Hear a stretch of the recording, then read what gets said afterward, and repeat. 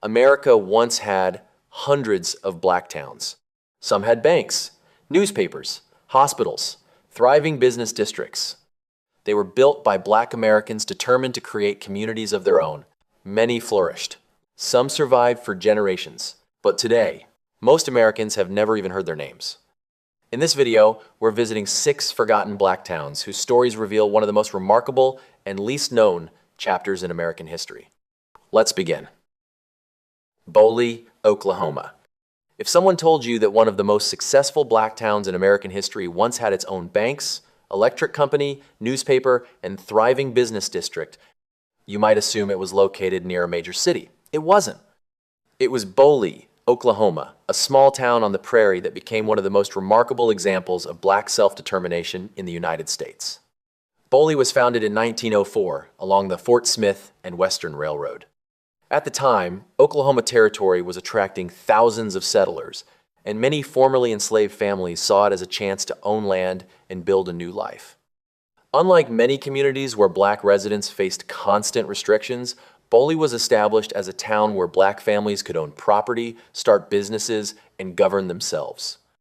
The town grew with astonishing speed. Within just a few years, Boley had schools, churches, hotels, restaurants, and dozens of successful businesses. It became home to banks owned and operated by black entrepreneurs, making it one of the strongest black business centers in the country. Booker T. Washington visited Boley in 1905 and praised it as one of the finest examples of what black Americans could accomplish through determination and hard work. At its peak, thousands of people lived here, and the town became a symbol of opportunity across the South. Families traveled long distances, hoping to build a future in a place where success seemed possible. Then, like many railroad towns, Boley's fortunes changed. As automobile travel replaced railroads and the local economy weakened, businesses began to close, and younger generations left in search of new opportunities. Decades of population decline slowly transformed what had once been a bustling commercial center into a quiet rural community. Today, Boley is home to only a few hundred residents, but it has never disappeared. Historic brick buildings still line parts of the main street, offering glimpses of the town's remarkable past. Every year, Boley hosts one of the nation's oldest black rodeos, drawing visitors from across the country and reminding people that this small Oklahoma town is far more than a forgotten dot on the map. But Boley wasn't the first community built on hope. More than 20 years earlier, another group of black pioneers had already begun an even more difficult journey. They called it Nicodemus. Nicodemus, Kansas. Long before highways crossed the Great Plains, a group of formerly enslaved families made an extraordinary journey west in search of something many had never truly experienced before: freedom through land ownership. Their destination was a small settlement that would become Nicodemus, Kansas, one of the oldest and most significant black towns in America. Nicodemus was founded in 1877, just over a decade after the Civil War. Promoters encouraged black families from Kentucky to move west with the promise of fertile farmland and a chance to build independent lives. Hundreds accepted the challenge, traveling hundreds of miles by wagon, train, and on foot to reach the open prairie of northwestern Kansas. The reality they found was far harsher than they expected. There were no finished homes waiting for them, no thriving businesses, and very little shelter. During the first months, many families lived in dugout homes carved into the hillsides while they struggled against harsh winters, drought, and isolation. Yet they stayed. They planted crops, built schools and churches, established businesses, and slowly transformed the settlement into a functioning community. Although Nicodemus never became a large town, it became something far more important. It stood as a powerful symbol of self-determination during an era when opportunities for black Americans remained severely limited across much of the country. The railroad eventually bypassed the community, making trade and travel increasingly difficult. Younger generations left for larger cities in search of work, and the population steadily shrank throughout the 20th century. Today, only a handful of residents remain, but Nicodemus has never been forgotten. It is now preserved as Nicodemus National Historic Site, the only National Park Service site dedicated to an African-American Western settlement. Visitors can still see several original historic buildings standing against the wide Kansas prairie. Mound, Bayou, Mississippi. At the height of the Jim Crow era, when segregation shaped nearly every aspect of life across the South, one small town in Mississippi offered something almost unheard of. A place where black families could own businesses, receive medical care, educate their children, and govern their own community. That town was Mound Bayou.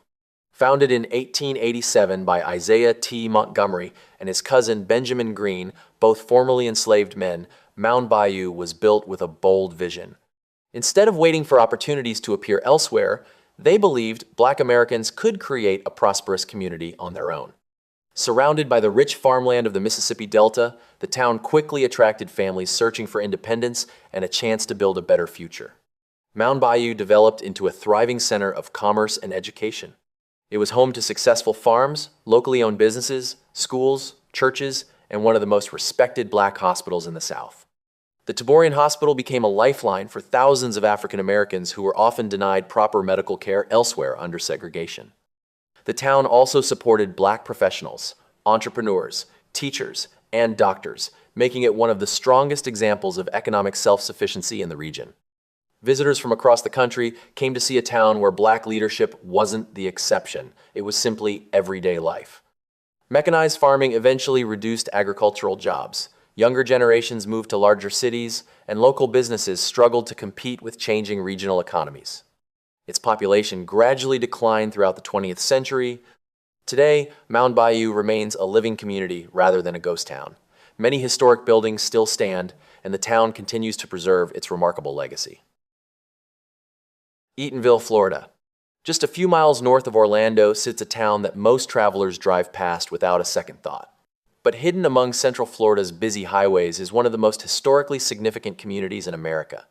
This is Eatonville, one of the oldest incorporated black municipalities still in existence in the United States. Founded in 1887, only a generation after the Civil War, Eatonville was established by black families who wanted more than freedom alone. They wanted the ability to govern themselves, own property, educate their children, and build a community where decisions were made by the people who lived there.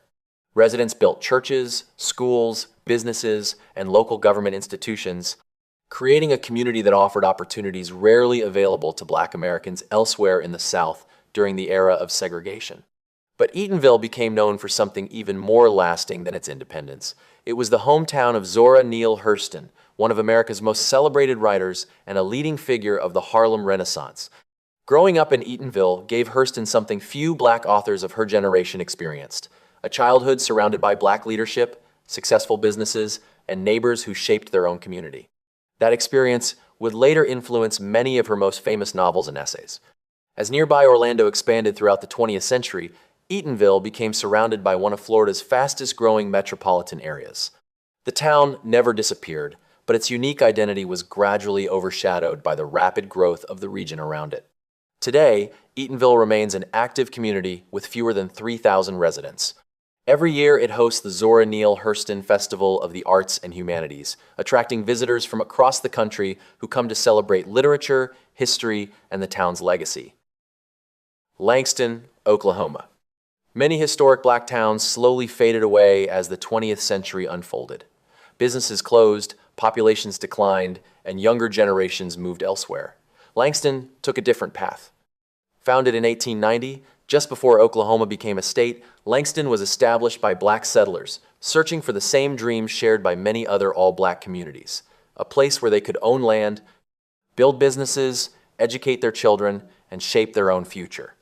The town was named after John Mercer Langston, a prominent educator, lawyer, and one of the first black members of Congress in American history. His lifelong commitment to education reflected the values that would soon define the community. In 1897, the Oklahoma Territorial Legislature established what is now Langston University, the only historically black college and university in Oklahoma. The university quickly became the heart of the town, attracting students, professors, and professionals from across the region. For generations, Langston University educated teachers, scientists, military officers, business leaders, and public servants. Even as many neighboring black towns struggled with economic decline, the steady presence of the university helped keep Langston alive. Today, fewer than 2,000 people live in Langston, but its influence extends far beyond its size. More than a century after it was founded, Langston remains one of the few historic black towns where the dream of education as opportunity is still very much alive. Allensworth, California. In the middle of California's Central Valley sits a town that was built around an extraordinary dream. Unlike many communities founded out of necessity, Allensworth was created with a bold purpose: to prove that black Americans could build a successful, self-governing town based on education, hard work, and opportunity. The town was founded in 1908 by Colonel Allen Allensworth, one of the highest-ranking black officers in the United States Army at the time. After retiring from military service, he envisioned a community where black families could own land, receive a quality education, and build prosperous lives free from many of the barriers they faced elsewhere in America. Families arrived from across California and beyond, purchasing farmland and opening businesses. Within just a few years, Allensworth had a school, a library, churches, a hotel, and a growing business district. Residents dreamed that the town might one day become a thriving agricultural center and a model for black self-sufficiency in the American West. Then, one problem changed everything: water. The community depended on irrigation to support its farms, yet control of local water supplies remained outside the town's hands. As access to water became increasingly unreliable, crops failed and economic growth slowed. Around the same time, Colonel Allensworth was tragically killed in a motorcycle accident, leaving the young community without its visionary leader. Faced with declining opportunities, many families eventually moved away. Today, Allensworth is preserved as Colonel Allensworth State Historic Park, where visitors can walk among restored homes, the historic schoolhouse, church, and library that once stood at the heart of the community. Though only a small number of residents remain nearby, the town continues to tell a powerful story about the determination of people who believed they could build a better future against enormous odds.